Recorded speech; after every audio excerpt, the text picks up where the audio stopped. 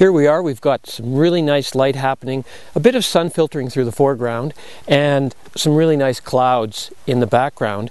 But the problem is the sun is going in and out, it's fading out a bit and making the landscape, like right now, it's turning a bit overcast, and our landscape is quite dark compared to our sky. So in order to keep the sky looking exactly the same as it does to our eye, we need to use the Grad filter. And of course, whenever we've got overcast light, we've got the foreground under overcast light, and we've got a sky that's got some interesting clouds, then what we need to use is the hard edge Grad, the two-stop hard edge Grad, especially if we're in a place like this in the prairies where we've got a fairly well-defined horizon line. So I'm going to show you how to use this two-stop Grad, which you always use for overcast light, and the hard edge for the prairie, and how we can make a really good picture just by using the Grad filter and making it look the same way as it does to our eye. Okay, let's do it.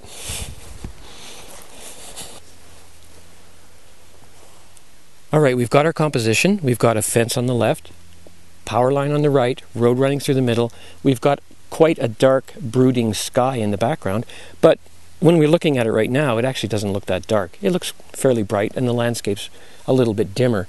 What we want to do is even the exposure, so we get that dark, rich sky that I see to my eye, but the landscape is brightened up so that we can see it or have it exposed better. And the way we do that, of course, is with the Grad filter.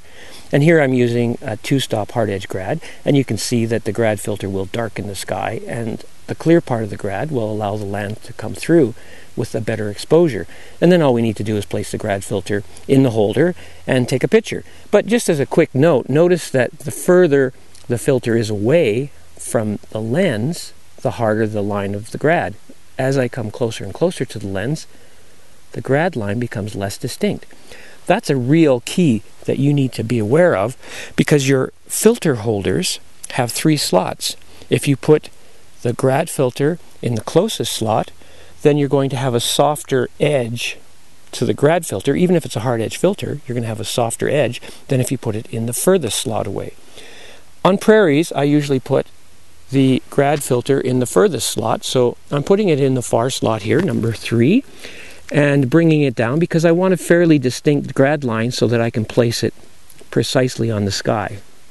And you can see I can rotate the Grad in the filter holder by rotating the holder, and I can get the line of the horizon and the line of the Grad to match quite nicely.